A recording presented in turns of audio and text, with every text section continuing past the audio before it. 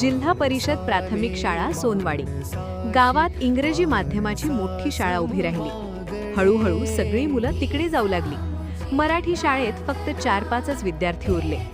एका दिवशी बातमी आली, विद्यार्थी कमी असल्यामुळे शाळा बंद होणार. हे ऐकून सगळ्या गावावर दुःखाची सावली पसरली.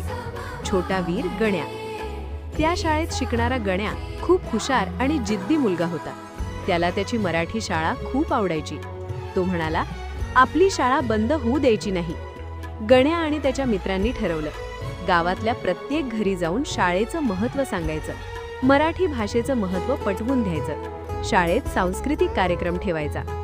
रविवारी शाळेच्या पटांगणात कार्यक्रम झाला.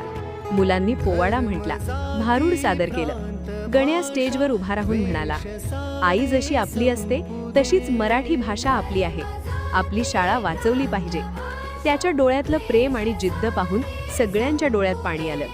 दुसऱ्याच दिवशी गावकऱ्यांनी पंचायत बैठकीत ठरवलं, प्रत्येक घरातून मुलगा मुलगी मराठी शाळेत शिकेल. शाळेची इमारत दुरुस्त केली जाईल. आणि त्या दिवसापासून सोनवाडीची मराठी शाळा पुन्हा नव्या जोमाने फुलू लागली.